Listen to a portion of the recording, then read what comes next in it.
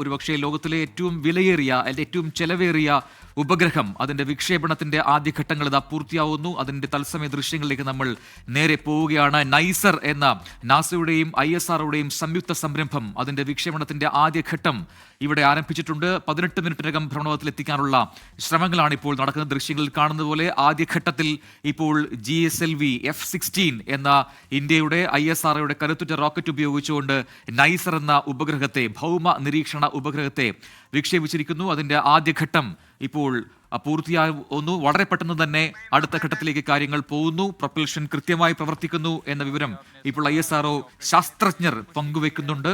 ഏറ്റവും പ്രധാനപ്പെട്ട സവിശേഷത ഏറെയുള്ള ചില നമുക്ക് ആ വിക്ഷേപണത്തിന്റെ ആദ്യ ഘട്ടത്തിലേക്ക് ഒരിക്കൽ കൂടി all L40 engines generating nominal thrust, S139 motor ignited. That's a magnificent of the GSLV F-16 NISAR mission. The deafening roar of GSLV and beautiful silhouette brightening the Sriharikota sky. Lift of എന്നാണ് ആദ്യത്തെ message വന്നത്. Lift of and we have lift of എന്ന ഒരു update കൂടി അവരുടെ social media ഹാൻഡിലുകളിൽ ISROയും നാസയും നൽകുന്നുണ്ട്. ഭൗമ നിരീക്ഷണത്തിനായിട്ടുള്ള വളരെ പ്രധാനപ്പെട്ട ഒരു ഉപഗ്രഹമാണ് നൈസർ.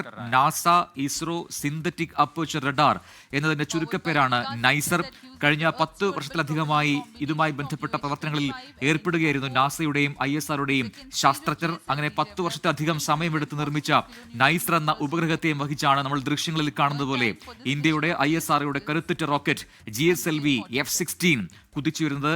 ഏതാണ്ട് 747 കിലോമീറ്റർ അകലെയുള്ള സൗരസ്ഥിര ഭ്രമണപഥത്തിലേക്കാണ് യാത്ര എന്നുകൂടി അറിയുക.